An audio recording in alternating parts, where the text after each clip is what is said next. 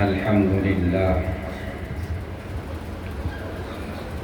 الحمد لله الذي لم يزل ولا يزال حيا قيوما عالما قديرا مدبرا سميعا بصيرا ونشهد أن لا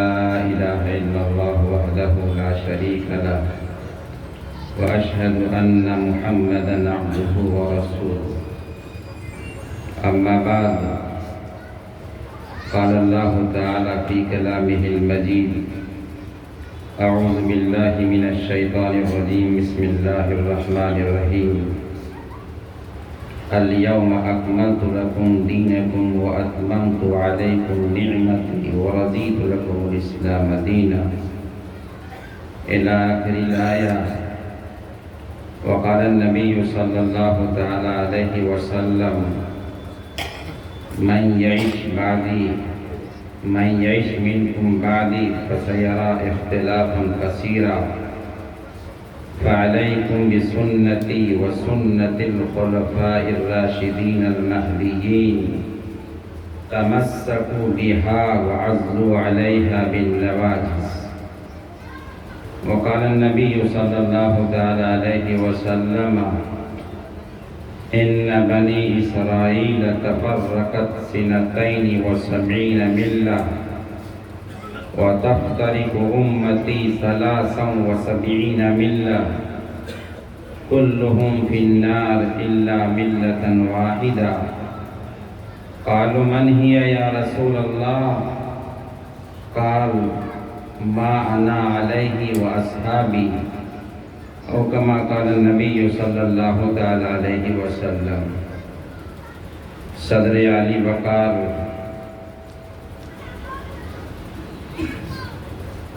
عبقریت و ہماگریت کے جامع حضرت سرپرست محترم، اسٹیج پہ جلوہ فروز بانکا اور بانکا کے مضافات سے آئے ہوئے موقر علماء ربانیین، سامنے تشریف فرما علماء، ائمہ اور ذہین و فطین سامعین اعظام، آج کا یہ پروگرام ایک مخصوص انداز کا پروگرام ہے جس کا تعلق ہمارے ایمانی حصے سے ہے. میں نے 2 حدیث پاک تلاوت کی ہے. اللہ کے نبی سرکار دو عالم صلی اللہ علیہ وسلم نے ارشاد فرمایا میرے بعد تم میں کا جو شخص زندہ رہے گا بہت سارے اختلافات کو دیکھے گا. سو ایسے موقع پر میری اور خلفائے راشدین کی سنت کو مضبوطی کے ساتھ پکڑنا، تمسکوا بها وعضوا علیہا بالنواجذ، اور اپنے نواجذ دانت کے ذریعے سے پکڑنا، جس سے مضبوطی سے کنایا ہے کہ کہیں وہ چھوٹ نہ پائے. وہ اگر چھوٹ گیا تو ہماری ہلاکت اور بربادی اور ہم راہ مستقیم سے ہٹ جائیں. وہیں اللہ کے نبی علیہ السلام نے ارشاد فرمایا بنی اسرائیل 72 فرقوں میں بٹ گئی اور میرے امت جو ہے وہ 73 فرقوں میں بٹ جائیں گے. سارے کے سارے فرقے جہنمی ہوں گے، ہدایت سے ہٹے ہوئے ہوں گے، سوائے ایک ملت کے. صحابہ نے عرض کیا یا رسول اللہ وہ خوش نصیب، وہ ملت کون سا ہوگا جس کو نامہ اعمال اس کے داہنے ہاتھ میں دیا جائے گا،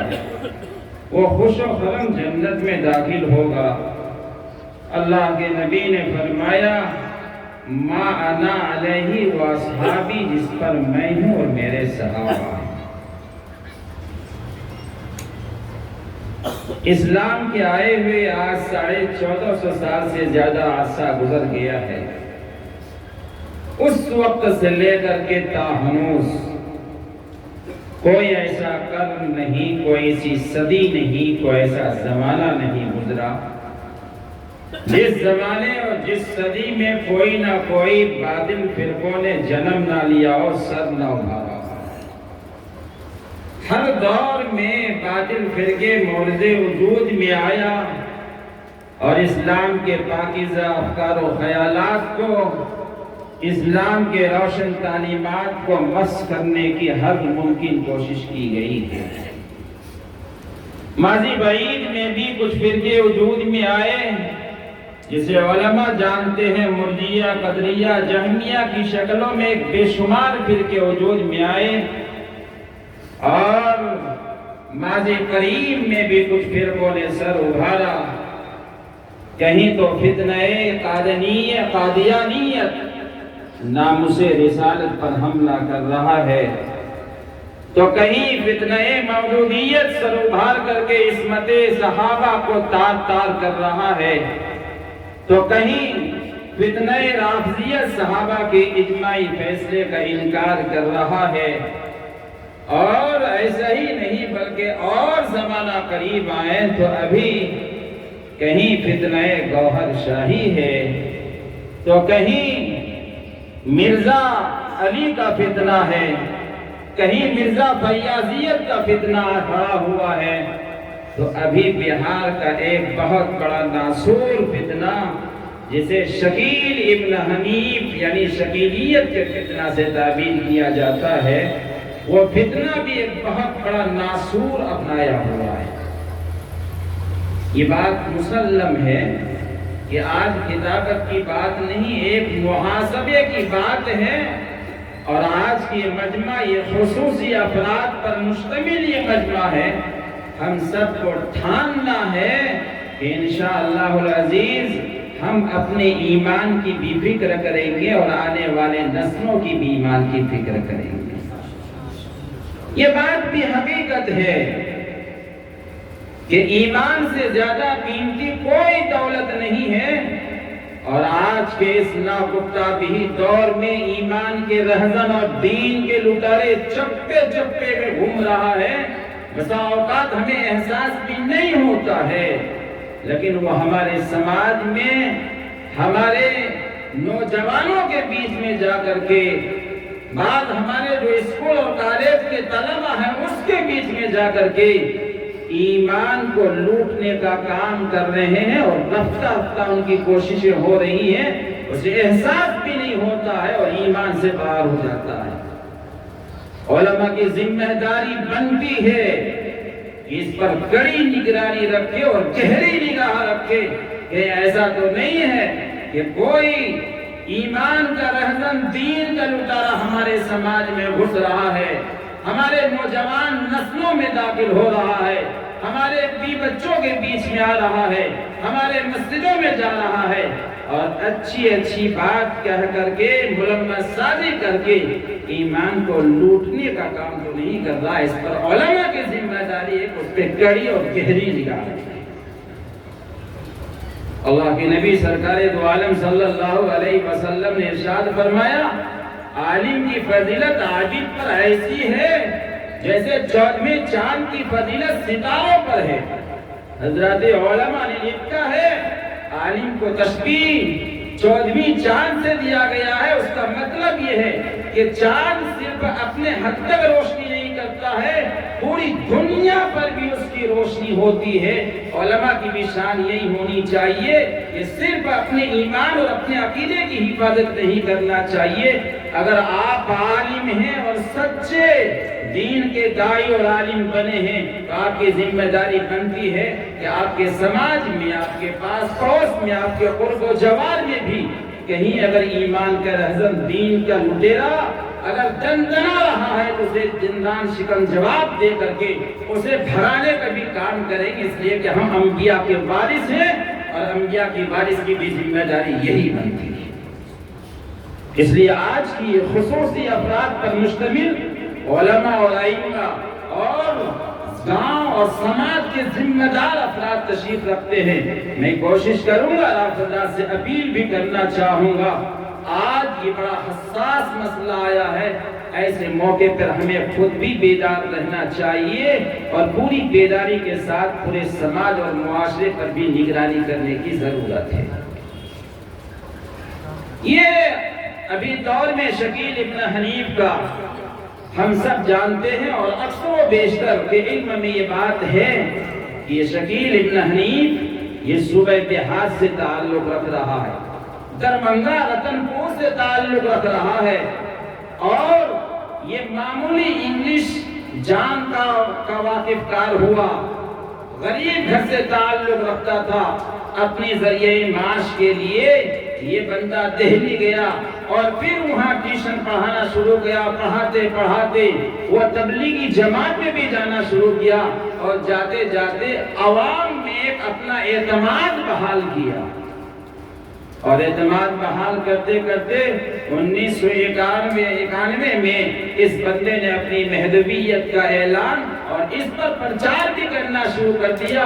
اور کسی یہودی کے اشارہ یا دشمنان اسلام کے اشارے پہ ایمان کو لوٹنے کا سلسلہ بھی شروع کر دیا۔ چنانچہ وہاں کے علماء کو یہ احساس ہوا اور وہاں کے ذمہ داروں نے اسے وہاں سے نکالا۔ بعد میں وہ لکشمی نگر گویا کہ منتقل ہو گیا، اور پھر وہاں جا کر کے آہستہ آہستہ پھر اپنے کام کو شروع کرنا شروع کیا، بلکہ باضابطہ 1995 میں اس نے مہدی ہونے کا اعلان کیا اور اپنے مہدویت پر بیعت بھی لینا شروع کر دیا۔ بیعت نہیں بلکہ بیعت کے ذریعے سے ایمان کو سلب کرنے بھی شروع کر دیا۔ اس بندے کا دعویٰ بھی یہی ہے کہ میں ہی مہدی ہوں اور میں ہی عیسیٰ ہوں۔ اس کا دعویٰ مہدی اور عیسیٰ کہتے ہیں کہ دونوں ایک ہے اور صرف دو نام ہے، جبکہ شریعت اور قرآن و حدیث سے بہت ہٹا ہوا ہے۔ ہمیں معمولی بات کی جانکاری ہونی چاہیے اور ابتدائی جانکاری ہونی چاہیے کہ اس نے جو مہدی ہونے کا دعویٰ کیا تو سمجھنا چاہیے کہ قرآن حدیث اور شریعت مطہرہ میں جو امام مہدی کے بارے میں تفصیلات آئی ہیں وہ یہ ہے کہ مہدی کا نام محمد ہوگا، اس کے والد کا نام عبداللہ ہوگا، وہ اللہ کے نبی کے خاندان سے ہوں گے، وہ فاطمہ کی اولاد میں ہوگا، وہ مدینہ منورہ میں پیدا ہوگا۔ آپ اس طرح دعویٰ کرنے والے سے ایک دم اس کے عقیدے کو جاننے کی کوشش کریں اور موازنہ کریں کہ وہ اس کا نام تو محمد ہوگا، تمہارا نام تو حنیف ہے، اس کے والد کا نام تو عبداللہ ہوگا، تمہارے باپ کا نام تو عبداللہ نہیں، تمہارے باپ کا نام تو حنیف ہے، تمہارا نام شکیل ہے۔ وہ کہاں مدینہ منورہ میں پیدا ہوگا اور تم بہار کی سرزمین دربھنگہ میں پیدا ہو رہے ہو؟ آخر کس طریقے سے وہ خاندان رسول سے اور فاطمہ کی اولاد میں ہوگا اور تم ایک خان کی اولاد ہو؟ یہ کیسے ہو سکتا ہے؟ ہم موازنہ کریں گے شریعت سے اور اس کی شخصیت میں کہ آخر ایسا کیوں ہے۔ جب یہ دونوں باتیں نہیں ملے گی تو آپ سمجھ لیں گے صاف طور پر کہ یہ جھوٹا ہے، یہ کذاب ہے، اور یہ آدمی مردود اور ملعون ہے، ایمان کا رہزن اور دین کا لٹیرا ہے۔ ایسا آدمی اور ایسا مبلغین اگر ہمارے سماج میں آتا ہے، پوری قوت ایمانی کے ساتھ ہم سب کا فریضہ ہے کہ ختم نبوت کی تحفظ کے سلسلے میں جو کچھ کرنا ہوگا یہ ہماری سعادت کی بات ہوگی، ہم سب کریں گے انشاءاللہ۔ کوئی بندہ وہ عیسیٰ ہونے کا دعویٰ کرتا ہے، جبکہ حضرت عیسیٰ علیہ السلام وہ آسمان میں اٹھا لیے گئے ہیں۔ عیسیٰ ایک الگ شخص ہے، مہدی ایک الگ ہے، دونوں کی شخصیت الگ الگ ہے، تو ذات الگ ہے، اور یہ بندہ دعویٰ کرتا ہے کہ دونوں ایک ہے۔ حضرت عیسیٰ وہ آسمان میں اٹھا لیے گئے اور قرب قیامت میں دمشق کی جامع مسجد کے بائیں مینارے سے وہ شخص دو فرشتوں کے سہارا اترے گا، وہ دجال کا قتل کرنے کے لیے وہ آئے گا۔ اس کی بہت ساری تفصیلات ہیں، لیکن چونکہ وقت کا اشارہ کر دیا ہے کہ 7 سے 10 منٹ کی ہمیں اشارہ کرنا چاہیے کہ بھائی عیسیٰ علیہ السلام کی جو تفصیل ہے اور پھر وہ آخری نبی علیہ السلام اس وقت جب نماز کا وقت ہوگا وہ مہدی اشارہ بھی کرے گا کہ آئے، لیکن وہ نماز پڑھانے سے انکار کرے گا اور کہے گا نہیں امام تم ہو، میں تو آخری نبی صلی اللہ علیہ وسلم کہ اس پر چلنے والا آیا ہوں اور پھر وہ دجال کا قتل کریں گے۔ یہ قرب قیامت اور علامات قیامت میں سے ہے، لیکن یہ بندہ خود مہدیت کا دعویٰ کرتا ہے، جبکہ عیسیٰ اگر یہ بھی کہتا ہے کہ میں نہیں عیسیٰ بھی ہوں، تو اس پر بھی سمجھنا چاہیے کہ وہ عیسیٰ جو مریم کی اولاد ہے، جو ہارون کی بہن ہے، اس کی ماں کی پرورش حضرت زکریا علیہ السلام نے کیا ہے، جس کی خالو حضرت زکریا علیہ السلام ہے، تم کہاں حنیف کی اولاد شکیل ہو، دربھنگا رتن پور کا پیداوار ہو، خود ایسے ہو، اور تم دونوں کی شخصیت کو ملا کر کے مہدویت کا اعلان کر رہا ہے، تو پھر عیسیٰ ہونے کا یہ دعویٰ کر رہا ہے۔ یہ بات سمجھنا چاہیے کہ جتنے بھی باطل فرقے وجود میں آ رہے ہیں اور دندنا رہے ہیں، ہر ایک صاحب ایمان اور اہل علم طبقہ سے میری گزارش ہے کہ ان کے جو متضاد جملے ہیں، ان کے عقیدے کا جو خلاصہ ہے، ہمیں ان کے عقیدے کا خلاصہ جاننا چاہیے کہ فیاض ذیت میں جو ہے اس کے عقیدہ کیا کہتا ہے اور کیا کہا کر کے پھر قرآن حدیث سے کہاں تعارض ہے، اس پہ نگاہ رکھ کر کے عوام کو گمراہی سے بچانے کی فکر کرنی چاہیے۔ قادیانیت کے عقیدے کیا ہیں، اس کے اجمالی عقیدے کو سامنے رکھیے اور اس اجمالی عقیدے کو سامنے رکھ کر کے پھر قرآن و حدیث سے موازنہ کریں تو خود آپ کو تھوڑا سا بھی دماغ اگر لگائے گا، ہلکا سا بھی اپنے ذہن پہ اگر زور دے گا تو فوراً بات سمجھ میں آ جائے گی، یہ کذاب ہے، یہ جھوٹا ہے، لیکن یہ شروع سے آ رہا ہے۔ مسلمانوں، آج کے اس مجلس میں جو علماء آئے ہوئے، حفاظ آئے ہوئے ہیں، دانشور طبقہ ہے، ان میں سے ایک بڑی بات یہی ہے کہ ہمارا رشتہ بھی علماء سے مربوط ہونا چاہیے۔ جو قوم اور جس میدان اور جس خطۂ ارض کی عوام اپنے علماء سے، اپنے قائدین سے، اپنے رہبر، اپنے مرشد سے رشتہ کاٹ دیا ہے، وہ قوم ہمیشہ گمراہ ہوئی ہے، وہ راہ راستے سے ہٹ گئی ہے، وہ جادہ مستقیم سے ہٹ گیا ہے۔ اس لیے کوشش اس بات کی بھی کریں کہ اپنا رشتہ اپنے علماء سے مربوط کریں۔ اس قسم کے کوئی واقعات ہو اپنے علماء کو ذہن میں دیں کہ ایسی ایسی بات آ رہی ہے۔ آج دین کا کام بڑا اچھا ہو رہا ہے، لیکن بسا اوقات دین کے کام ہوتے ہوتے علماء نگاہ نہیں رکھتے ہیں تو اس میں بہت ساری گڑبڑیاں بھی پیدا ہو جاتی ہیں۔